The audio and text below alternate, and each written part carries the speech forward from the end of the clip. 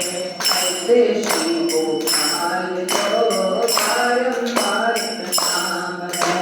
ऐसे श्री गोपाल को बारंबार प्रणाम है। जिनका नाम है गोकुल जिनका नाम है, ऐसे श्री भगवान को बारंबार प्रणाम है। कृष्णा जिनका नाम है, गोकुल जिनका नाम है, ऐसे श्री भगवान को बारंबार प्रणाम है। ऐसे श्री भगवान को बारंबार प्रणाम है। ऐसे श्री भगवान को बारंबार प्रणाम है। राधा जिनकी छाया है, अद्भुत जिनकी माया है, ऐसे श्री घनश्याम को बारंबार प्रणाम है। राधा जिनकी छाया है, अद्भुत जिनकी माया है, ऐसे श्री घनश्याम को बारंबार प्रणाम है। ऐसे श्री घनश्याम को बारंबार प्रणाम है। ऐसे श्री घनश्याम को बारंबार प्रणाम है। जिनका नाम है गोकुल जिनका नाम है, ऐसे श्री भगवान को बारंबार प्रणाम है। कृष्णा जिनका नाम है, गोकुल जिनका नाम है, ऐसे श्री भगवान को बारंबार प्रणाम है। रूप धरि माखन खायो, बाल बाल संग प्रेम चरायो, ऐसे लीला राम को बारंबार प्रणाम है। आकर खायो, बाल बाल संग प्रेम चरायो, ऐसे लीला राम को बारंबार प्रणाम है। ऐसे लीला राम को बारंबार प्रणाम है। ऐसे लीला राम को बारंबार प्रणाम है। जिनका नाम है गोकुल जिनका नाम है, ऐसे श्री भगवान को बारंबार प्रणाम है। जिनका नाम है, गोकुल जिनका नाम है, ऐसे श्री भगवान को बारंबार प्रणाम है। ऐसे श्री भगवान को बारंबार प्रणाम है। ऐसे श्री भगवान को बारंबार प्रणाम है। सुता की लाज बचायो, कंधे कट को कंध छुड़ाए, ऐसे गीता नाम को बारंबार प्रणाम है। आज बचायो, कैसे सबको बंद छुड़ायो, ऐसे गीता नाम को बारंबार प्रणाम है। ऐसे गीता नाम को बारंबार प्रणाम है। ऐसे गीता नाम को बारंबार प्रणाम है। जिनका नाम है गोकुल जिनका नाम है, ऐसे श्री भगवान को बारंबार प्रणाम है। जिनका नाम है, गोकुल जिनका नाम है, ऐसे श्री भगवान को बारंबार प्रणाम है। ऐसे श्री भगवान को बारंबार प्रणाम है। ऐसे श्री भगवान को बारंबार प्रणाम है। ऐसे श्री गोपाल को बारंबार प्रणाम है। ऐसे श्री गोपाल को बारंबार प्रणाम है। ऐसे श्री घनश्याम को बारंबार प्रणाम है। ऐसे श्री घनश्याम को बारंबार प्रणाम है। ऐसे लीला राम को बारंबार प्रणाम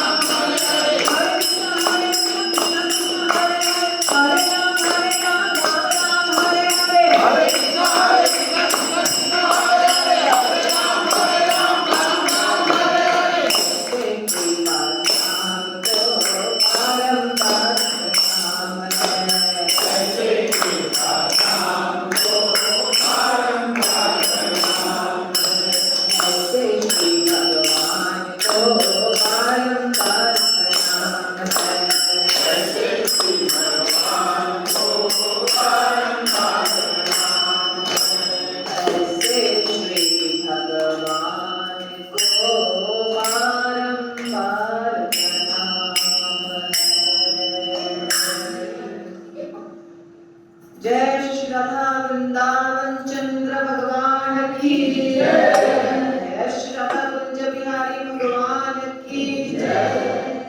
गौर निताई भगवान की जय। जगन्नाथ बलदेव सुभद्रा सुदर्शन भगवान की जय। श्रील प्रभुपाद की जय। अनंत कोटि वैष्णव वृंद की जय। गौड़ीय समस्त गौड़ीय वैष्णव वृंद की जय। पूर्ववर्ती आचार्यों की जय। वर्तमान आचार्यों की जय। जय जय श्री राधे श्याम। जय जय श्री राधे श्याम। जय जय श्री राधे श्याम। ओम अज्ञानतिमिरान्धस्य ज्ञानाञ्जनशलाकया चक्षुरुन्मिलितं येन तस्मै श्रीगुरुवे नमः।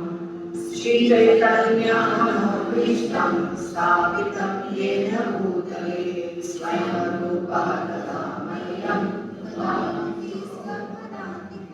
वन्देऽहं श्रीगुरो श्रीयुतापदकमलं श्रीगुरुं वैष्णवांश्च श्रीरूपं सहगजातं सहगणान्वितं तं सजीवं साद्वैतं सावधूतं परिजनसहितं कृष्णचैतन्यदेवं श्रीराधा कृष्णपादान् सहगणा नमः विष्णुपादाय कृष्णप्रेष्ठाय भूतले श्रीमते भक्तिवेदान्त स्वामिने नमस्ते सरस्वती देवे गौरवाणी प्रचारिणे निर्विशेषशून्यवादी पाश्चात्यदेशवाणी नमो महागणाय कृष्णाय नमः कृष्णाय हे कृष्णा करुणा सिंधु दीनबंधु जगत्पते गोपेश कांत राधाकांत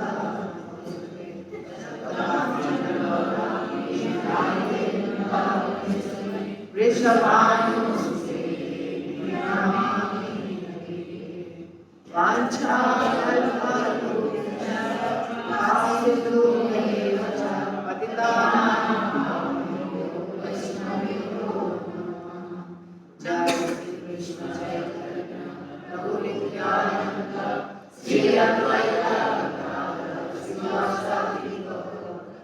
हरे कृष्णा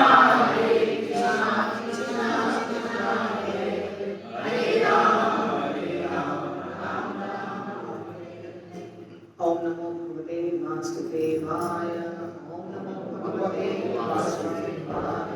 ओम नमो भगवते वासुदेवाय। नारायणं नमस्कृत्य नरं चैव नरोत्तमं देवीं सरस्वतीं व्यासं ततो जयमुदीरये। नष्टप्रायेषु भद्रेषु नित्यं भागवत सेवया भगवतीरुत्तमश्लोके भक्तिर्भवति नैष्ठिकी। कृष्णाय वासुदेवाय देवकी नन्दनाय च नन्दगोपकुमाराय गोविन्दाय नमो नमः।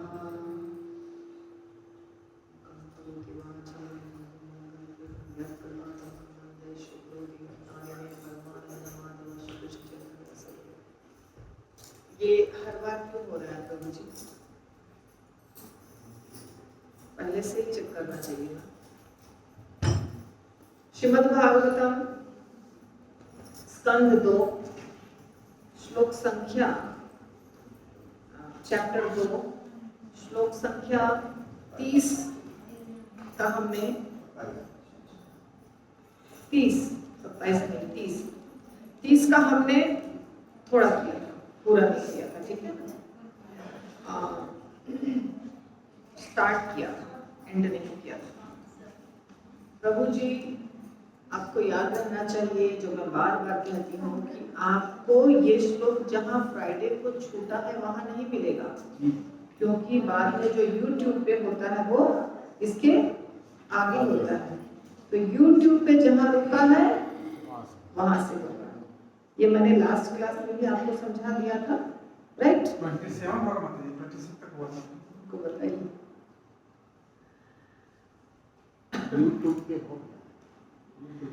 यूट्यूब पे आगे होता है तो उस आपको आगे का एपिसोड यूट्यूब पे देखना पड़ेगा और उसके बाद जहाँ यूट्यूब पे रुका है वहां पे फिर यहाँ होगा, रुकता नहीं है ये, ठीक है। तो इस तरह से भक्त स्थूल तथा सूक्ष्म आवरणों को पार करके अहंकार के स्तर में प्रवेश करता है। उस अवस्था में वह भौतिक गुणों को इस उदासीन बिंदु में विलीन कर देता है और इस तरह वह सतोगुणी अहंकार को प्राप्त होता है। इसके पश्चात सारा अहंकार महत् तत्व में विलीन हो जाता है और वह शुद्ध आत्म साक्षात्कार को प्राप्त होता है। बातें नहीं, क्या चालू है? अरे बोल, बातें नहीं, थोड़ा सा तो कान में जाए कुछ। YouTube पे आप सीरियल एपिसोड्स देखते नहीं है, कम से कम यहाँ कुछ कान में प्रवेश करे। भागवतम, श्रीमद् भागवतम। इस दुनिया में यदि कोई ऐसी चीज है जो आपको भगवत धाम ले जाएगा, जो इस दुनिया के जन्म मृत्यु के, बुढ़ापा, बीमारी के झंझट से छुटकारा दिलाएगा, तो वो है श्रीमद् भागवतम, ठीक है। तो इसीलिए आप हमेशा आइए। आपको निमंत्रण कोई क्यों देगा? ये प्रोग्राम आपका ही है ना, आप इंतजार क्यों करते हैं फोन का? कोई भी अगर करते हैं तो मत करिए, आप खुद आइए, खुद पता करिए, देखिए ग्रुप में मैसेज आया है कि नहीं, और सुनने के लिए अवश्य आइए, क्योंकि इसके सिवाय रास्ता दूसरा नहीं है और कोई रास्ता नहीं है भगवान के धाम जाने का और इस दुनिया के जो मुसीबतों से छुटकारा आपको दिलाने का कोई और साधन नहीं है। तो यहाँ जो बताया जा रहा है ये अभी थोड़ा डिफिकल्ट चल रहा है। हम लोग कहाँ से पैदा हुए हैं? हम सब जो पैदा हुए हैं ना, भगवान के धाम से आए हैं, पर भगवान के धाम से विस्तार जो होता है, विस्तार, भगवान जो इस दुनिया को बनाते हैं, हमारे अंदर जो बहुत प्रकार के भाव हैं, हमारे अंदर जो बहुत प्रकार के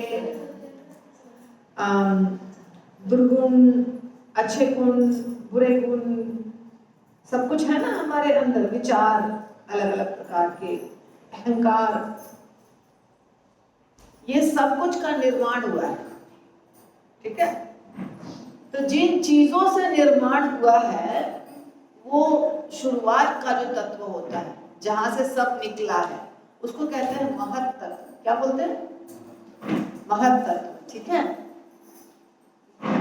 और महत् तत्व से शुरू होकर के और धीरे धीरे धीरे धीरे आज यहाँ तक आप लोग के पास जो भी चीज है, अच्छे गुण, बुरे गुण, इच्छाएं, बुद्धि, मन, अहंकार, शरीर, इंद्रियां, सब कुछ वहीं से निकला है।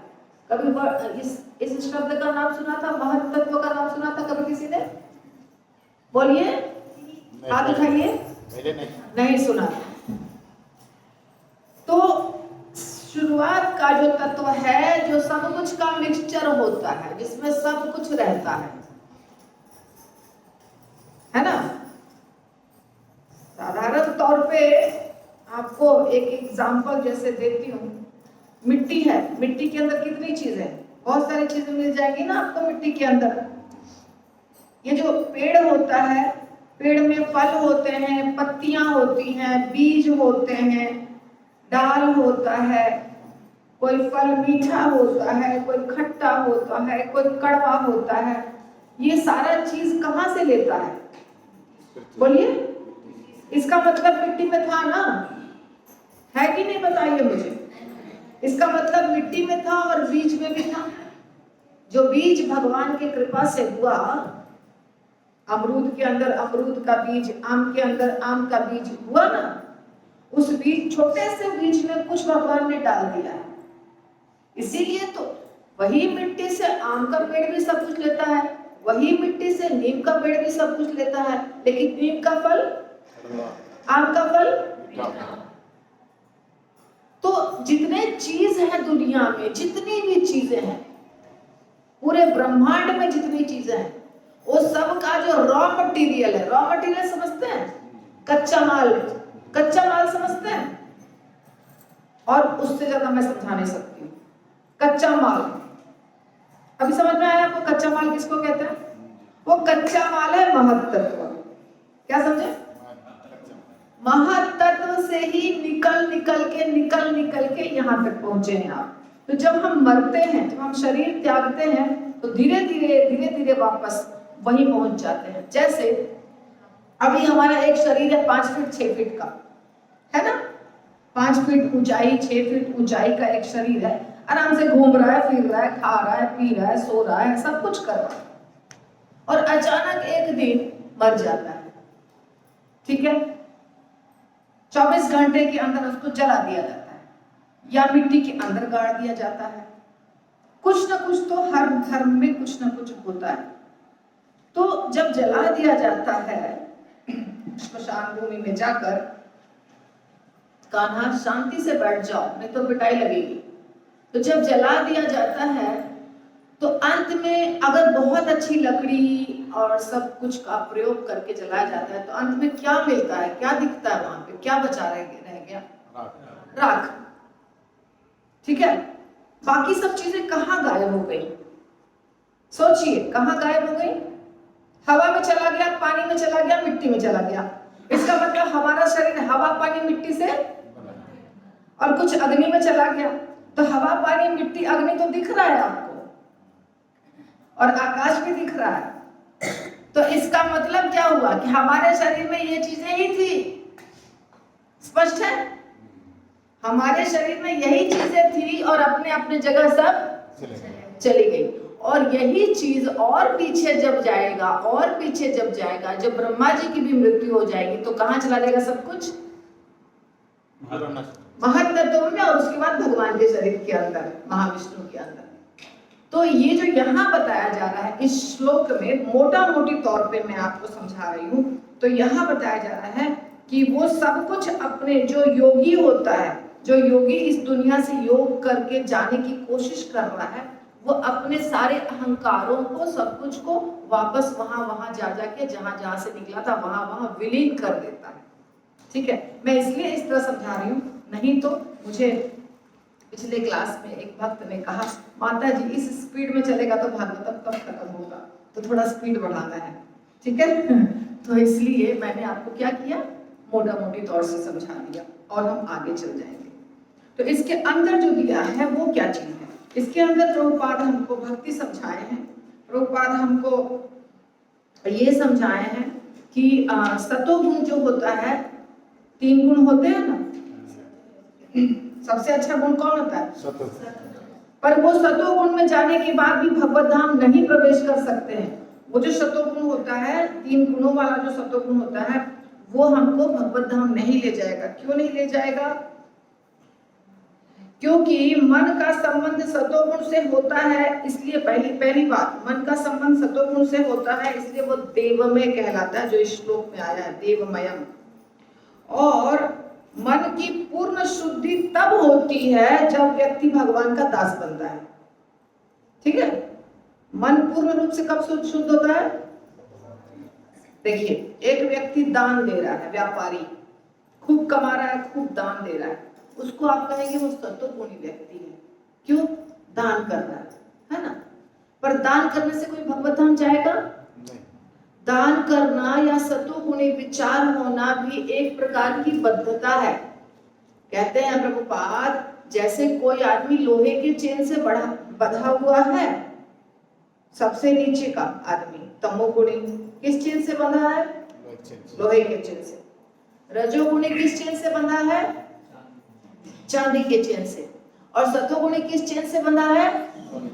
पर बंधा तो सब बंधे हैं। तो इसी प्रकार जो सतोगुणी व्यक्ति है उसका मन भी बंधा हुआ है, और वो कब होगा पूर्ण शुद्ध? जब वो भगवान का क्या बनेगा? दास बनेगा, तब वो पूर्ण रूप से शुद्ध होगा।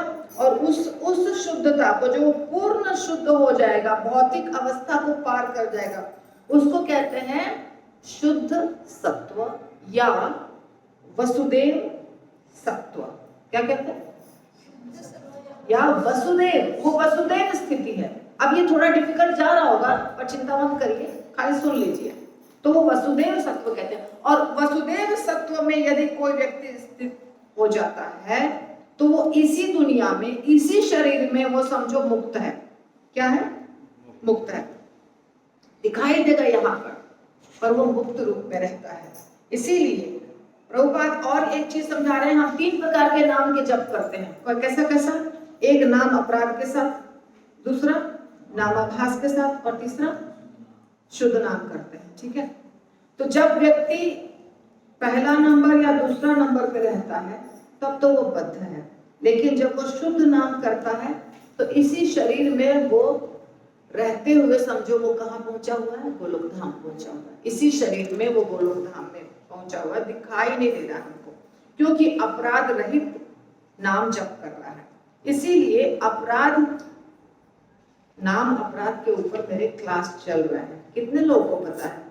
YouTube पे लेक्चर जो मेरा चला वो नाम अपराध, हाथ उठाइए। कितने लोगों को पता है नाम अपराध के ऊपर? तो बाकी कोई नहीं देखता है, तो आप प्लीज देखा करिए। सब कुछ यहाँ नहीं बताऊंगी, आप वो देखा करिए। ठीक है?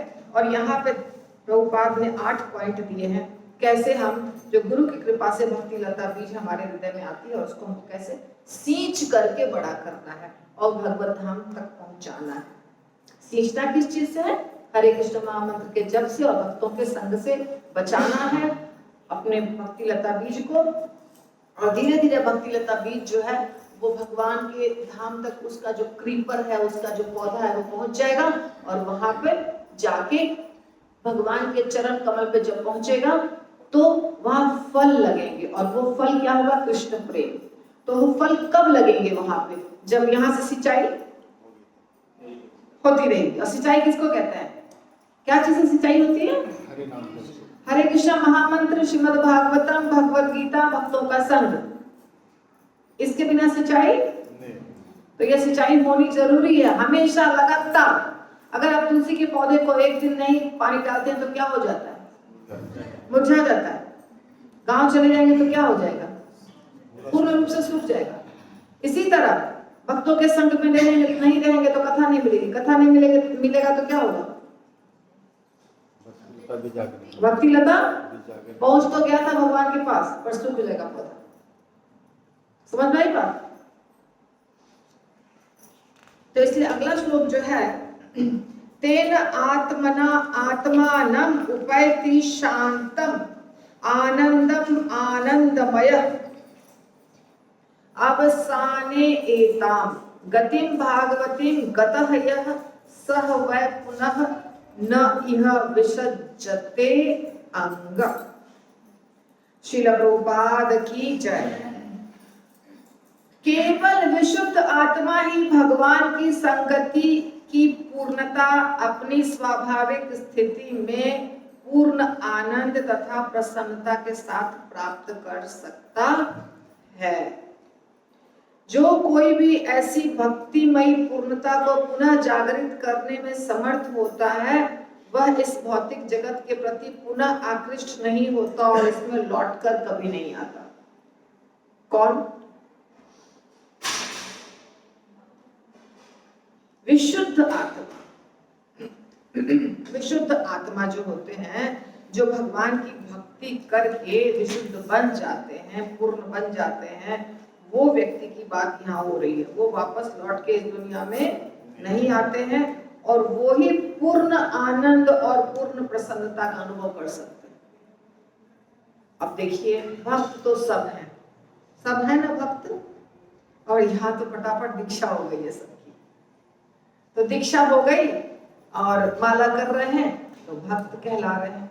पर समस्याएं जीवन में क्यों हो रही है? और अगर नहीं हो रही है, मान लीजिए हम कहते हैं नहीं हो रही है, तो हम क्वेश्चन तो पूछ रहे हैं। क्वेश्चन पूछ रहे हैं मतलब क्या है? समस्या तो है ना? क्वेश्चन सबके आते रहते हैं, तरह तरह के क्वेश्चंस। माता जी ये प्रॉब्लम है, गुरु महाराज ये प्रॉब्लम है। सारे भक्त जो हैं वो समस्या समस्या समस्या, आनंद नहीं है, समस्या ही समस्या है। समस्या क्यों है जीवन में? क्योंकि हमारे हृदय में अभी ठीक से भक्ति जागृत नहीं हुई है, शुद्धता नहीं हुई है। शुद्धता आएगी तो समझ ब्रह्मभूत प्रसन्नात्मा न शोचति न कांक्षति समा सर्वेषु भूतेषु मद्भक्तिं लभते परां। जो व्यक्ति ब्रह्मभूत है वो हमेशा क्या रहता है? प्रसन्न आत्मा। तो इसलिए बहुत आवश्यक है कि हम शुद्ध भक्ति करें। आगे कहते हैं, हे महाराज परीक्षित, आप इतना जान लें कि मैंने आपकी समुचित जिज्ञासा के प्रति जो भी वर्णन किया है वह वेदों के कथनानुसार है और वही नित्य सत्य है। इसे साक्षात भगवान कृष्ण ने ब्रह्मा से कहा था, क्योंकि वे ब्रह्मा द्वारा ठीक से पूजे जाने पर उनसे प्रसन्न थे। महाराज परीक्षित ने प्रश्न पूछा था, हमारे लिए क्या सही है, सारे मनुष्यों के लिए क्या सही है, क्या करना चाहिए, और खास करके जिसकी मृत्यु बहुत नजदीक है उसे क्या करना चाहिए, पूछा था ना। और फिर इसके ऊपर आगे सुखदेव गोस्वामी बताना शुरू करते हैं। और परीक्षित महाराज ने ये भी कहा था, और सुत गोस्वामी ने सब शौनक आदि ऋषियों ने, कि मेरे प्रश्न का उत्तर यदि भगवान से संबंधित है तो जरूर आप लीलाओं की चर्चा कीजिए। तो भगवान से संबंधित तो सब कुछ है। तो यहाँ पे सुखदेव गोस्वामी कह रहे हैं महाराज परीक्षित से, ये कथा देखिए दो जगह चल रही है। एक सुखदेव गोस्वामी के पास चल रही है, जो परीक्षित महाराज और सुखदेव गोस्वामी के बीच बातचीत हुई, और एक जगह चल रही है सुत गोस्वामी कह रहे हैं, शौनक आदि ऋषि पूछ रहे हैं प्रश्न। तो कभी कभी आपको मिलेगा सूत उवाच, कभी मिलेगा सुखदेव गोस्वामी उवाच, तो कंफ्यूज मत होइए। पहला क्लास जब हुआ था तो मैंने क्लियर कर दिया था। तो ब्रह्मा जी से भगवान खुश हो गए थे।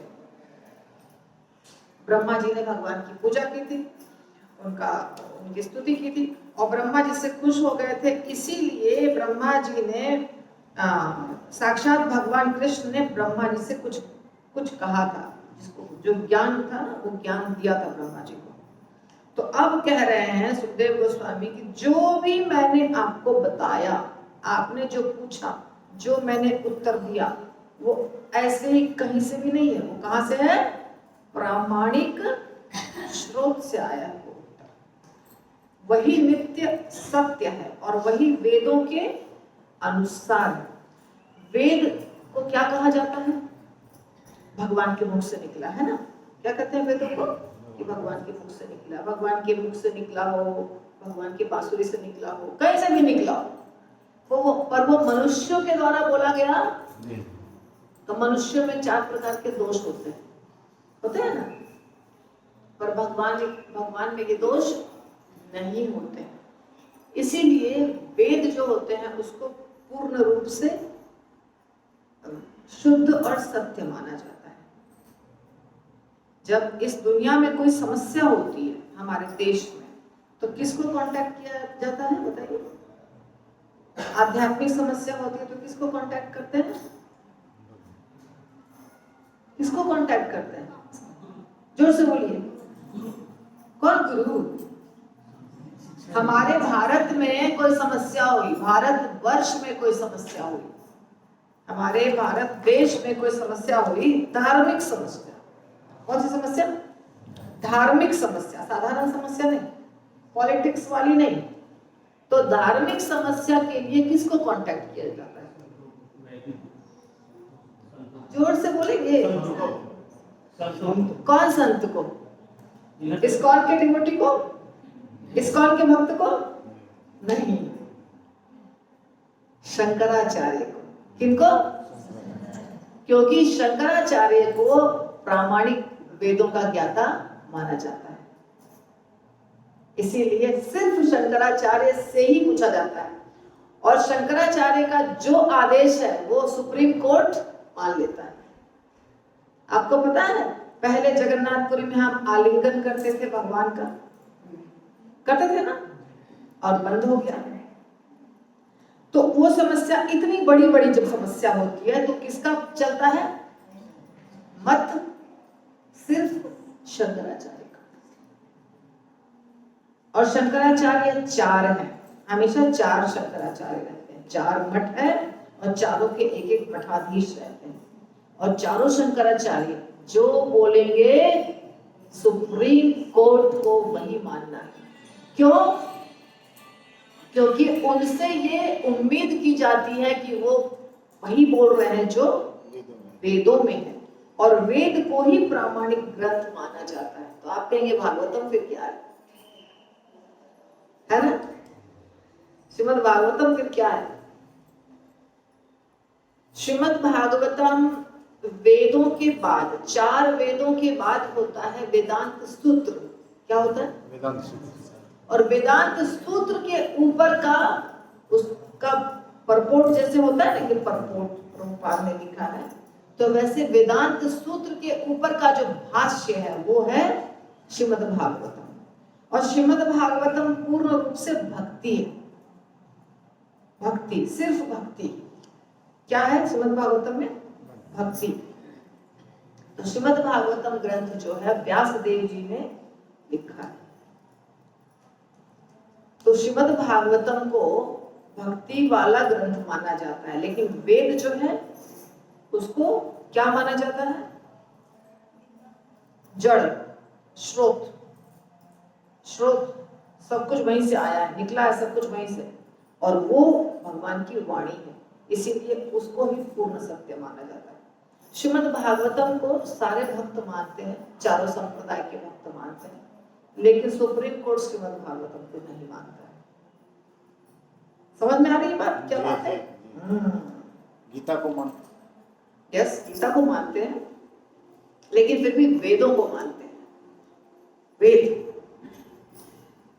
तो जो लोग भौतिक विश्व में भटक रहे हैं उनके लिए भगवान कृष्ण की प्रत्यक्ष भक्ति से बढ़कर मोक्ष का और कोई अधिक कल्याणकर साधन नहीं है।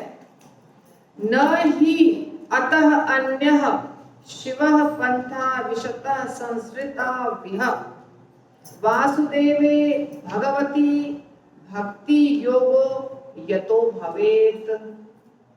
ये है वचन सुखदेव गोस्वामी के। मैंने कहा ना, श्रीमद् भागवतम कौन सा ग्रंथ है? भक्ति सिखाने वाला ग्रंथ। पहले श्लोक में ही बाकी चीजों को साइड कर दिया गया है, और क्या बोला गया है? सिर्फ कृष्ण की भक्ति करो। यहाँ पे तो नहीं है फर्स्ट कैंटो।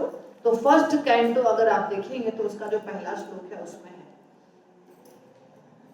इसलिए श्रीमद् भागवतम वही व्यक्ति पढ़ते हैं, मानते हैं, जो किसको फॉलो करते हैं? भक्ति योग को। भक्ति योग को जो फॉलो करते हैं वो श्रीमद् भागवतम को मानते हैं, पढ़ते हैं, सुनते हैं, समझते हैं। पर जिनको कर्म कांड करना है, जिनको ज्ञान कांड करना है, वो लोग किसको फॉलो करते हैं? वेदों को। इसलिए सुखदेव गोस्वामी ने यहाँ कह दिया कि जो भौतिक दुनिया में भटक रहे हैं उनके लिए एक ही चीज सबसे महत्वपूर्ण है, सबसे ज्यादा कल्याणकारी है। वो क्या है? वासुदेवे भगवती भक्ति योगो यतो भवेत। वासुदेव किसका नाम है? भगवान कृष्ण का। तो भगवान कृष्ण की भक्ति करो, इसके सिवाय दूसरा कोई उपाय नहीं है। एक ही उपाय है, भगवान कृष्ण की भक्ति। ठीक है? किनके लिए है ये? जो दुनिया में जन्म मृत्यु के चक्र में भटक रहे हैं उनके लिए। निकलना है तो भगवान की भक्ति करो। ये याद रखिएगा, ये किसका वचन है?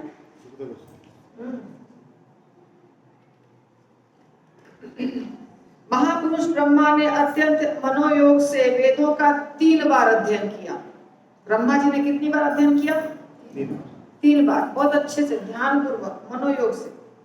और उनकी भली भांति परीक्षा कर लेने के बाद वे इस निष्कर्ष पर पहुंचे कि भगवान कृष्ण के प्रति आकर्षण ही धर्म की सर्वोच्च सिद्धि है। आप देख रहे हैं, बात को समझ रहे हैं? श्रीमद् भागवतम बार बार ये चीज क्यों बता रहा है? क्योंकि अगर पूरे वेद को भी पढ़ लिया, जबकि व्यासदेव जी ने वेद को लिखा, किसने लिखा? फिर भी वो खुश नहीं थे, खुश नहीं थे ना, दुखी थे।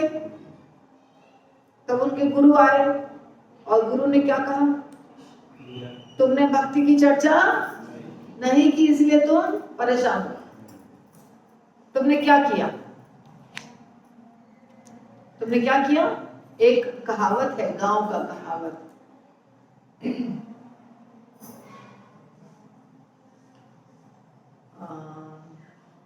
वर्ड भूल गई। जे रोगी मन भावे से पैदा फरमावे। ठीक है, जो रोगी को अच्छा लगता है वेद वही प्रिस्क्राइब कर दिया। क्या मतलब हुआ? आप बीमार हैं, आपको आइसक्रीम नहीं खाना चाहिए, आपको पकौड़े नहीं खाना चाहिए, पर आपको खाने का मन है। डॉक्टर ने क्या बोला? खा लो पकौड़े, खा लो आइसक्रीम, बहुत कड़ी दवाई दे देता हूँ, इंजेक्शन दे देता हूँ, कुछ नहीं होगा। आजकल के डॉक्टर ऐसे ही बोलते हैं ना, कोई परहेज की जरूरत। पहले के डॉक्टर बोलते थे परहेज करना पड़ेगा, आजकल के डॉक्टर क्या बोलते हैं? नहीं, सब कुछ खाओ। तो वैसे ही लोगों को पसंद था भौतिक भोग विलास करना, एंजॉय करना। वेदों ने कहा कर लो, कोई दिक्कत नहीं है। वेदों ने क्या कहा? कर सकते हो, यहां तक कि खस्सी, पाठी, बलि, बकरा सब कर लो, चलेगा। भगवान कृष्ण ने कहा है उद्धव जी को कि हम क्या करें, लोगों को खाने का मन है तो हमने हाँ बोल दिया। 11वें स्कंद में पढ़ लीजिए उद्धव कृष्ण संवाद। तो प्रॉब्लम क्या है कि वेदों में हर चीज अलाउड है। कर्म कांड और उपासना कांड बहुत बड़ा है। उपासना कांड में भगवान की भक्ति थोड़ी सी है, बाकी सबकी भक्ति है। मतलब भक्ति बोलो, शक्ति बोलो, जो बोलो, सबका वर्णन है। हर चीज के लिए एक छूट दी गई है। हर जाति के लिए वहां पे कुछ उसके कर्म निर्धारित किए गए। हर वर्ण और हर आश्रम के लिए कर्म निर्धारित किए गए। तो जो जिस स्थिति में है उस स्थिति में कुछ उसको बता दिया गया है। तुम ये व्रत कर लो, ये उपवास कर लो, ये चढ़ावा चढ़ा दो, सब चलता है। इसलिए वेद बहुत बड़ा है। तो उसमें से ढूंढना, उसमें से खोज खोज के शुद्ध भक्ति को ढूंढना बहुत मुश्किल काम है। आप ही बताइए, आप लोग प्रश्न पूछते हैं ना, बहुत सारे प्रश्न पूछते हैं, बहुत सारे भागते हैं, ऐसा क्यों, वैसा क्यों, वैसा क्यों, जबकि वो सारा उत्तर है भागवतम में, भगवत गीता में है ना, है कि नहीं? बताइए। हम तो कहीं और से लाके आपको बताते नहीं है। हमारे गुरु महाराज या प्रभुपाद या कोई भी आपको कहीं और से लाके तो कुछ बताते नहीं है। कहां से लाके बताते हैं? जो लिखा है, जो भगवत गीता में लिखा है, जो भागवतम में लिखा है, जो पुराणों में लिखा है, जो शास्त्रों में लिखा है, वही बताते हैं। लेकिन उसमें लिखा होने के बावजूद भी आप नहीं समझ पाते हैं, इसलिए प्रश्न पूछते हैं। सही है ना? सही है कि नहीं? बताइए। इसीलिए वेद इतना बड़ा है कि सब कुछ लिखा है, पर उसमें से शुद्ध भक्ति को नहीं निकाल पाएगा कोई व्यक्ति। जैसे राधेश्याम प्रभु ने एक बात बोला था, मुझे याद है, एक फूस का ढेर है। फूस समझते हैं? घास फूस, घास फूस का ढेर है। उन्होंने इस संदर्भ में नहीं बोला था, उन्होंने कंप्यूटर साइंस के संदर्भ में कहा था कि घास फूस का ढेर है, उसमें एक सुई है, सुई छुपा हुआ है, कहीं गुम हो गया है सुई। वो किस सुई कहाँ छुप गया है? घास फूस के ढेर में। और आपको बोलेगा सुई को ढूंढ के निकालो, कितना मुश्किल काम। तो उन्होंने ये बात कहा था कंप्यूटर के संदर्भ में कि कंप्यूटर साइंस ऐसा नॉलेज है, मतलब सॉफ्टवेयर्स जो है। पर मैं यहाँ आपको इस संदर्भ में कह रही हूँ कि वेदों का जो जंजाल है, वेदों में जो श्लोका है, वेदों में जो ज्ञान है, वो बहुत बड़ा है, बहुत विशाल है, और उसको समझना साधारण मनुष्य के बस की बात है। संस्कृत के जो विद्वान होंगे वो भी नहीं समझ सकते। भगवत गीता को नहीं समझ सकते, वेद को क्या समझेंगे? भगवत गीता में कितने श्लोक हैं? फिर भी भगवत गीता समझ में आती है? कितने लोगों को समझ में आ रही है भगवत गीता? हाथ जरा उठाइए। हाँ, एक व्यक्ति ने उठाया, बाकी को समझ में नहीं आ रहा है। नहीं आ रहा है ना? ओके, क्यों नहीं आ रहा है समझ में? कभी कोशिश किया जानने का? जानने की कोशिश की?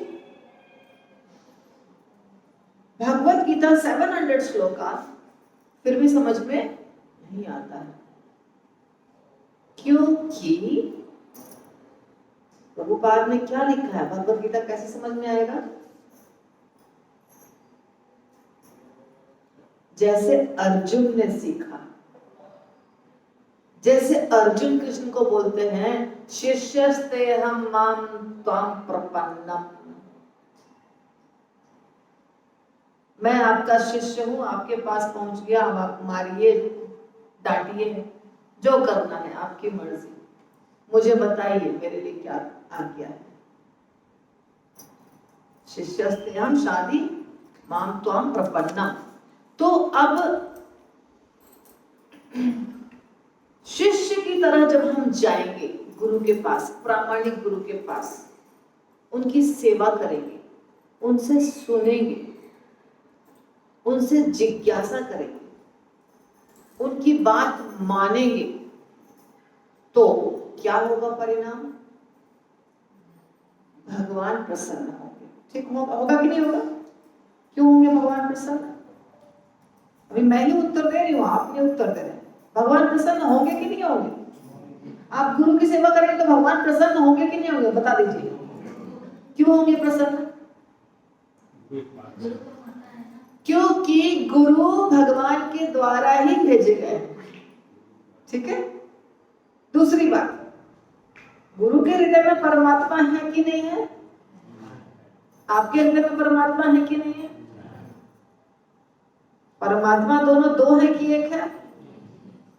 इसका मतलब आप जो सोच रहे हैं, जो कर रहे हैं, वो परमात्मा के माध्यम से गुरु को भी पता है, और आपके हृदय में परमात्मा और गुरु के हृदय में सेम परमात्मा है। अर्थात भले गुरु साक्षात जानते हो या नहीं जानते हो, पर परमात्मा जानते हैं आपके बारे में सब कुछ।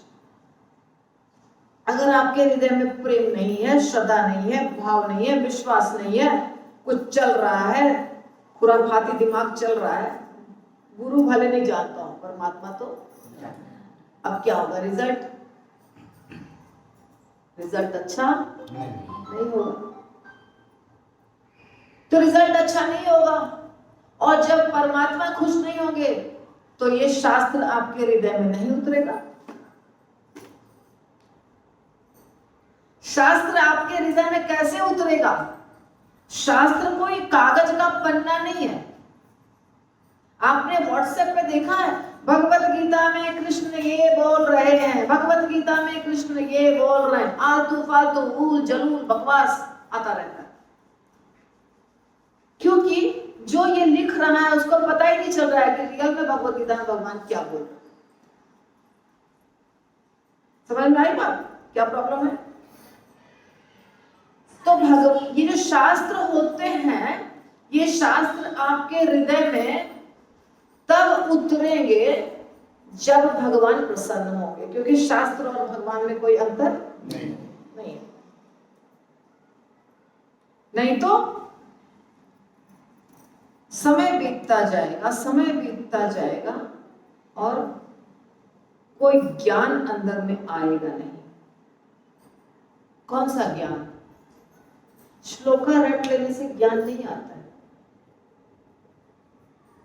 एक भक्त है, बहुत सीनियर हमारे गुरु भाई, उनका एक पड़ोसी है, जो बहुत पहले की घटना बता रही हूं, अभी हो सकता है उनका वो पड़ोसी हो या नहीं।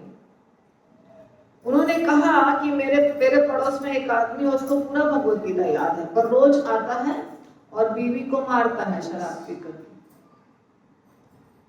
तो बताइए, वैसा भगवत गीता क्या फायदा? कुछ फायदा है उस भगवत गीता का?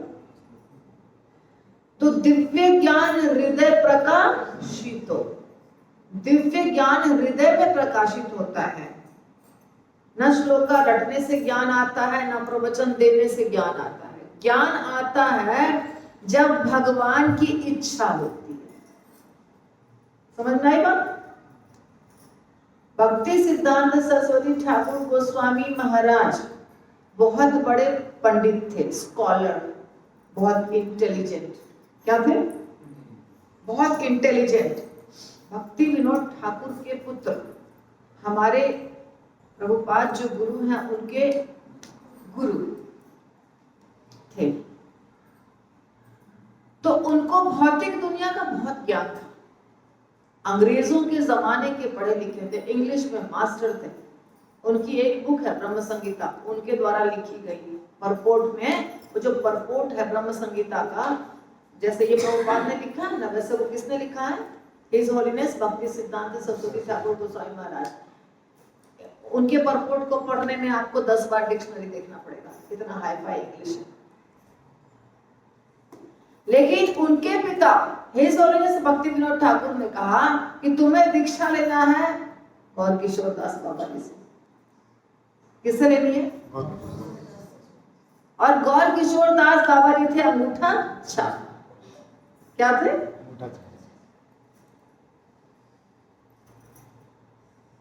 लेकिन हिज होलीनेस भक्ति विनोद ठाकुर जानते थे कि अंगूठा छाप होने के बावजूद भी वो गोलोक धाम जाने के अधिकारी हैं। इस दुनिया का ज्ञान काम नहीं करता है। अंगूठा छाप होने के बावजूद भी भगवान उनको रोज दर्शन देते थे। सूरदास जी बिल्कुल अंधे थे। क्या थे? बिल्कुल अंधे। गोवर्धन के पास मंदिर जो था वहां दर्शन करने जाते थे रोज, गोपाल जी का मंदिर। और उस मंदिर में भगवान की जो ड्रेसिंग होती थी रोज, अभी नीला पहने हैं, कल हरा पहने हैं, परसों लाल पहने, अलग अलग कपड़े पहनते हैं ना भगवान। सूरदास जी को जो जन्म से अंधे थे, उनको पता था कि कौन से कलर का भगवान कपड़ा पहने। एक व्यक्ति को लगा जरूर कोई बता देता है, कैसे इनको मालूम होता। और वो वही गीत गाते थे, रोज भगवान के सामने जाके वो गीत गाते थे और गीत में वर्णन करते थे। आज आपने लाल पहना है, आज आपका वस्त्र इतना सुंदर है, आज आपका हार इतना सुंदर है, आप सब कुछ वर्णन करते थे। तो राजा का पुत्र था, उसको लगा कि नकली ये कहाँ से मालूम पड़ेगा, देख भी नहीं सकता है, इसको क्या मालूम पड़ेगा, तो कोई तो बताता होगा। तो एक दिन क्या किया, उन्होंने बोला कि अपने सामने कपड़े ही नहीं पहनाया भगवान को, केवल हार पहना दिया मोतियों का, कपड़े ही नहीं पहनाया बिल्कुल। फिर से सूरदास जी आए भगवान के सामने, नित्य प्रतिदिन जैसे आते थे वैसे ही बैठे और कीर्तन अब शुरू होगा, भजन गाएंगे सूरदास जी। सूरदास जी भजन गाने लगे हंस हंस के जोर जोर से। आज भगवान आप तो बिल्कुल नंगे हैं और आप तो सूर्य की जो सागर से जो निकलने वाला मोती है, मैंने ये ऑडियो में डाला है शायद, तो वो ही सिर्फ पहने हुए हैं आप। आज तो आप नंगम नंगा ऐसे कर करके उन्होंने गीत गाया सूरदास जी ने। तब राजा के पुत्र को लगा नहीं, मैंने बहुत बड़ी गलती कर दी, इनको तो रोज भगवान दर्शन देते हैं। तो भगवान का दर्शन होना, शास्त्रों का ज्ञान होना, ये सिर्फ और सिर्फ भक्ति के ऊपर निर्भर करता है। इसमें कोई शास्त्र, एक भी शब्द आपको याद नहीं रहेगा, संस्कृत का श्लोक कुछ भी नहीं पता रहेगा, फिर भी भगवान दर्शन देंगे अगर भगवान की इच्छा है तो। और एकदम अनपढ़ को भी संस्कृत के श्लोक याद होते हैं, पता है, सुन सुन के, दोनों बात है। तो शास्त्र हृदय में उतरता है अपनी इच्छा से। शास्त्र एक पुरुष है। ये जो बुक है ना, ये जो पुस्तक है, इसको आप ये मत समझिए कि पेज है, इंक है, कलम है, नहीं, ये स्वयं कृष्ण है। क्या है ये? स्वयं कृष्ण है। स्वयं कृष्ण। इसके जो एक एक शब्द हैं वो स्वयं भगवान के द्वारा बोले गए हैं। व्यासदेव जी अपने मन से कुछ नहीं लिखते थे, जो भगवान ने लिखाया वो व्यासदेव जी ने लिखा। व्यासदेव जी की सिर्फ लेखनी रहती थी, शब्द तो भगवान के रहते थे। इसी तरह प्रभुपाद के जो शब्द हैं वो भी भगवान के शब्द हैं।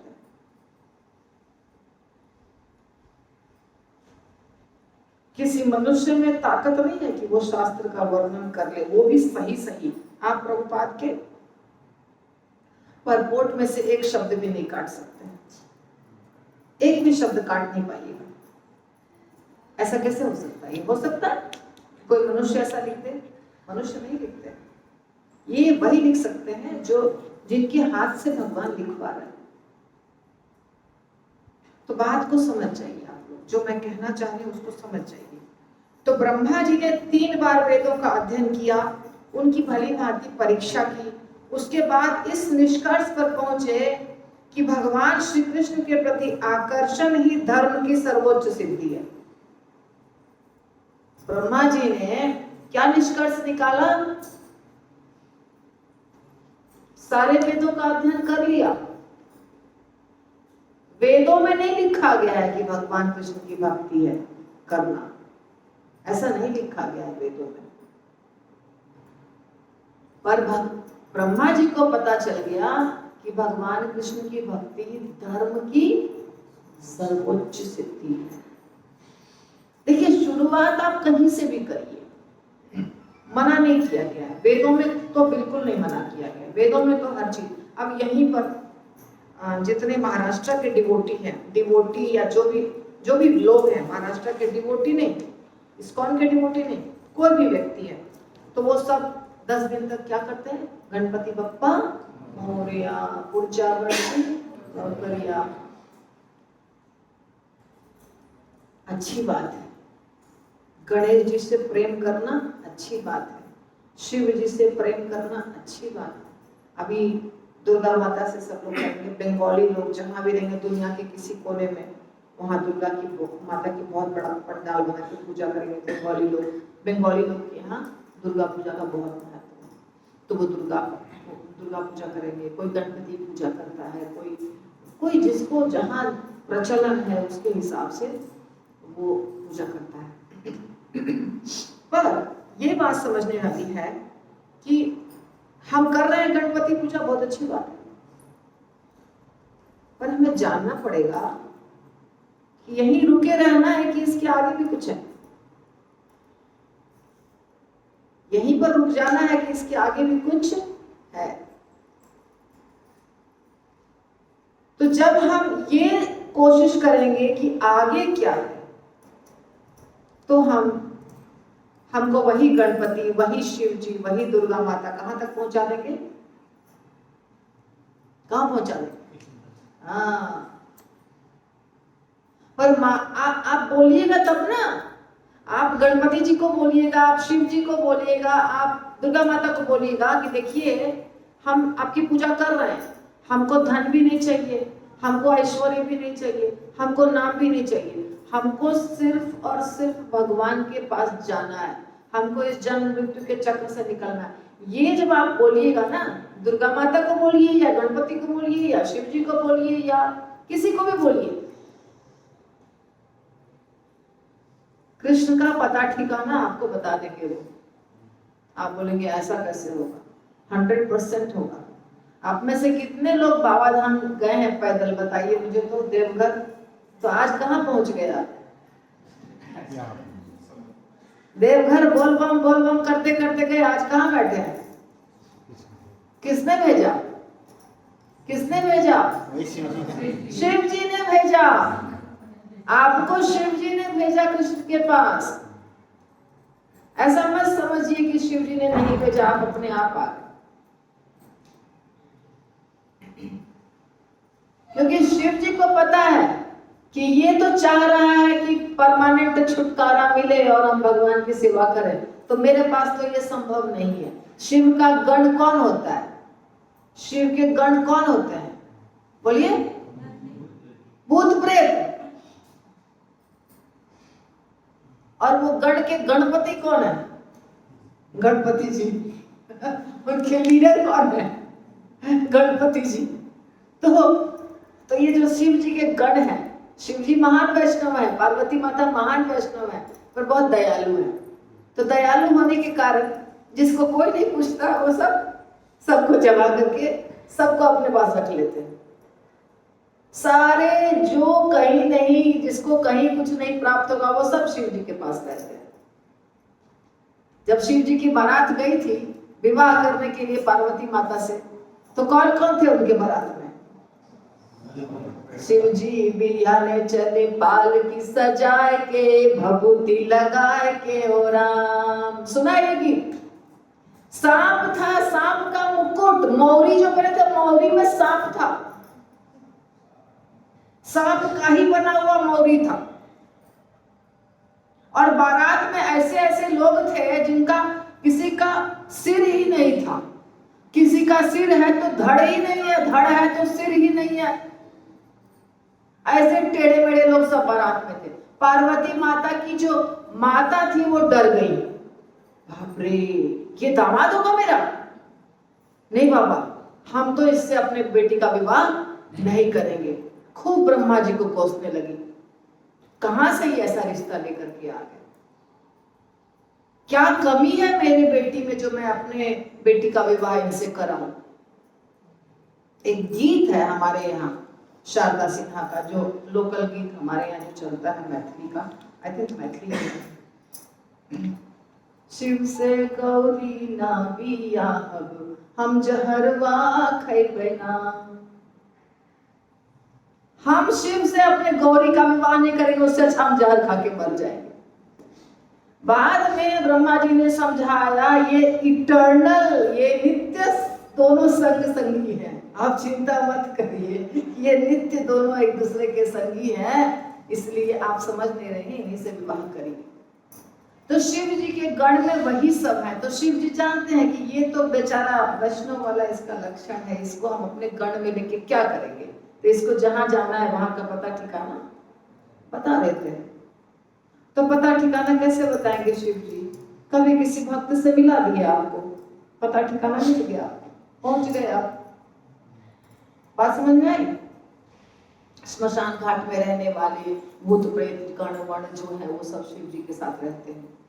ऐसा नहीं कि शिव जी वैसे हैं, लेकिन शिव जी कृपालु होने के कारण सबको अपने पास रखते हैं, ठीक है। लेकिन रामचंद्र जी के लोक में सब रामचंद्र जी के भक्त रहते हैं, कृष्ण के लोक में कृष्ण जी के भक्त रहते हैं, सारे वैष्णव रहते हैं, वैकुंठ लोक में सब भगवान के भक्त रहते हैं। तो दुर्गा माता हो, शिव जी हो, गणपति हो, कोई भी हो, और जितने नाम हैं आपके, सूर्य चंद्र जो भी नाम, किसी की पूजा करेंगे वो आपको भगवान का ठिकाना पता बता देंगे, निश्चित रूप से बता देंगे। लेकिन कब? जब उनसे धन मांगना, ऐश्वर्य मांगना, ये सब बंद करिएगा तब। जब तक आप ये सब चीज मांगते रहिएगा, वो आपको पता नहीं बताएंगे भगवान का। क्योंकि भगवान का पता मांगने का, भगवान का ठिकाना पता मालूम होने का क्या मतलब है? अब छोड़ना पड़ेगा, भौतिक चीजों से आसक्ति छोड़नी पड़ेगी। छोड़ने के लिए तैयार है दिमाग, हृदय, दिल तैयार है, तभी तो कृष्ण का पता कुछ काम करेगा, नहीं तो भोग विलास करना है तो ठीक है, शिव जी तो दे ही रहे हैं। पार्वती माता, दुर्गा माता इस दुनिया की इंचार्ज है, सुपरिटेंडेंट ऑफ दिस जेल। जैसे जेल में एक होता है ना सुपरिटेंडेंट, वैसे ही दुर्गा माता इस दुनिया की क्या है? मालकिन, जेल। तो कोई भी चीज मांगेंगे तो दुर्गा माता बहुत जल्दी दे देंगी। क्यों? उनके ही अंडर में है ना सब कुछ। शिव जी भी बहुत जल्दी दे देंगे क्योंकि उनके ही अंडर में सब कुछ, उन्हीं के अंडर में। भगवान तो नहीं देंगे, ऐसा नहीं कि नहीं दे सकते हैं, और भगवान क्यों नहीं देंगे? देने का मतलब है यही फंसे रहना, उनको तो निकालना है इस दुनिया से, आपको तो क्यों देंगे? तो भगवान कृष्ण की भक्ति सर्वोच्च चीज है, ये चीज ब्रह्मा जी समझे। सारे वेदों का ज्ञान करने के बाद, सबको समझने के बाद ब्रह्मा जी समझ गए, पर हर व्यक्ति नहीं समझेगा ये बात। इतना आसान नहीं है। बात समझ रहे हैं? नींद आ रही है लोगों को क्लास में? तो आत्मा के साथ भगवान श्री कृष्ण प्रत्येक जीव में है, यह तथ्य हमारे देखने से तथा बुद्धि से सहायता लेने पर अनुभव तथा परिकल्पित होता है। तो देखिए, परपोर्ट बहुत बड़ा है, लेकिन आपको सबको पता है ये चीज। क्या पता है? भगवान हमारे हृदय में विराजमान रहते हैं। कुछ बताने की जरूरत है इसमें? हमारे हृदय में कितनी आत्मा रहती है? दो। एक कौन? एक आप स्वयं और एक भगवान। ठीक है?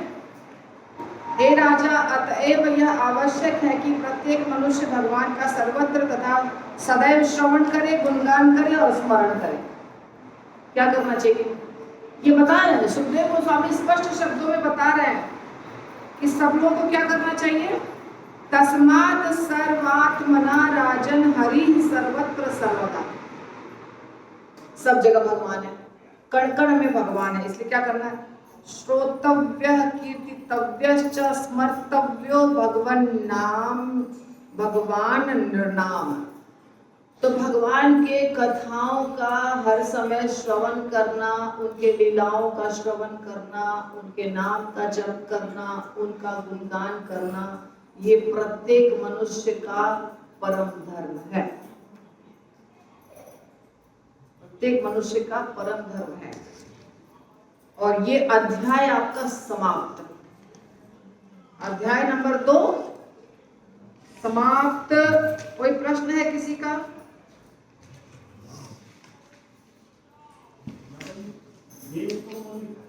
व्यासदेव जी लिखा है, मतलब सिर्फ लिखा है, पर वास्तव में वो किसने बोला है वो बात तो कौन होता है ना? कहां से वेद निकला है, वेद जो है ना वो कहां से निकला है वो बात तो कौन है। तो वेद निकला कहां से है? भगवान के मुख से। ठीक है? और जैसे श्रीमद् भागवतम है, तो ये ऋषि मुनि बोले हैं। कहां से आवाज आ रही है? तो ऋषि मुनि ये बोले हैं ना। श्रीमद् भागवतम कथा है या कोई पुराण है, इसमें चर्चा हो रही है, ऋषि मुनियों की चर्चा हो रही है। तो ऋषि मुनि, हम लोग उनको प्रामाणिक मानते हैं क्योंकि हम जानते हैं वो शुद्ध भक्त थे, इसीलिए हम उनको प्रामाणिक मानते हैं। पर सब लोग उनको प्रामाणिक नहीं मानते, ऐसी बात हो जाती है। वेद को सब लोग प्रामाणिक मानते हैं।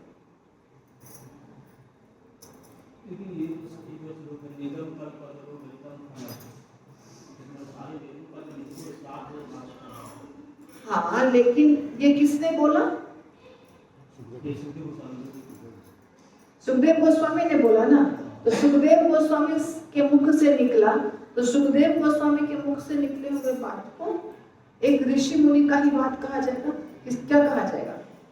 सुखदेव गोस्वामी क्या थे? एक बहुत बड़े महात्मा। ठीक है? बहुत बड़े महात्मा। तो महात्मा के वचन को लोग नहीं मानते हैं। लोग किनको मानते हैं? भगवान के वचन को। बात समझे?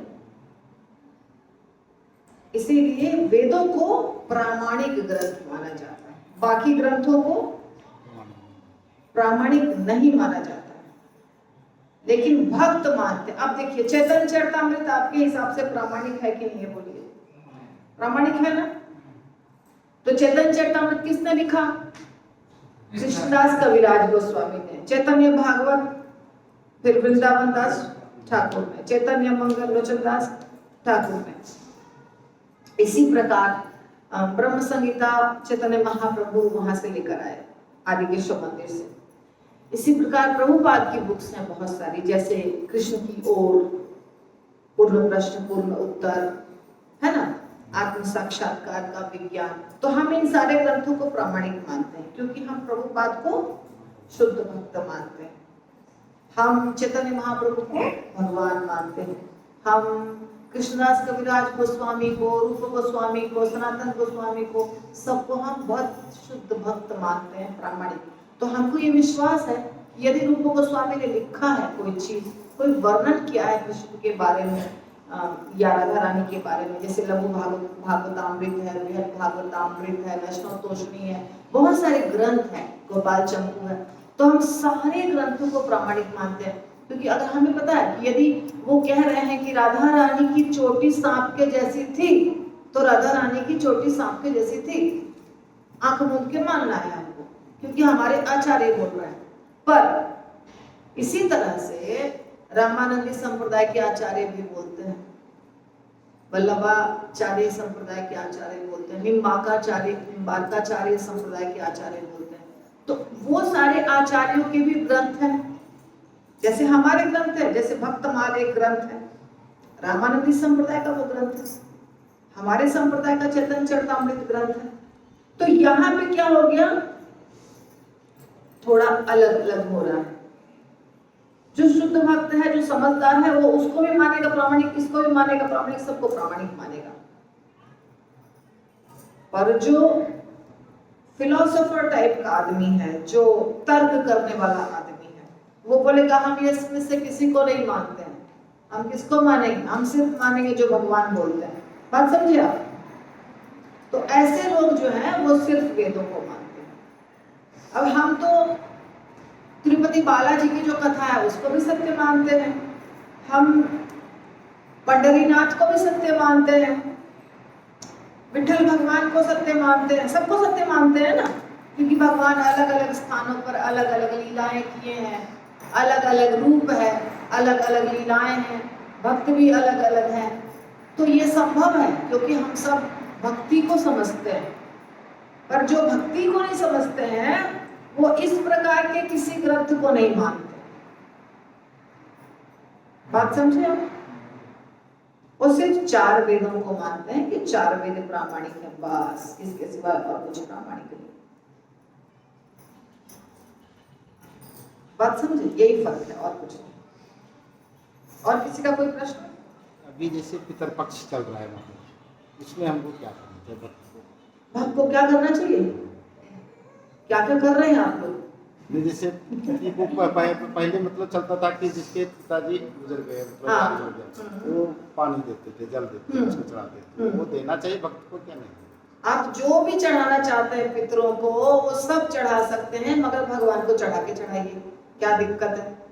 आप भगवान कृष्ण को भोग लगा दीजिए, उसके बाद वो प्रसाद उनको दे दीजिए अपने पितरों को। अच्छा, कृष्ण प्रसाद खाएंगे, तुरंत छुटकारा मिल जाएगा, जहां भी जिस कष्ट में होंगे वहां से। कोई प्रॉब्लम है? सबसे अच्छा उपाय यही है। पहले वेद तो एक ही था ना? हाँ, तो वो तो खाली उसको अलग किया गया, भारी था तो उसको अलग किया। हाँ, उस बुक को हल्का इजी बन जाए, इजी टू हैंडल, इसीलिए 4 भाग में बांटा गया, और कुछ नहीं। और कोई प्रश्न? श्रील प्रभुपाद की जय, श्रीमद् भागवतम कथा की जय, निताई गौर प्रेमानंदे हरि हरि बोल।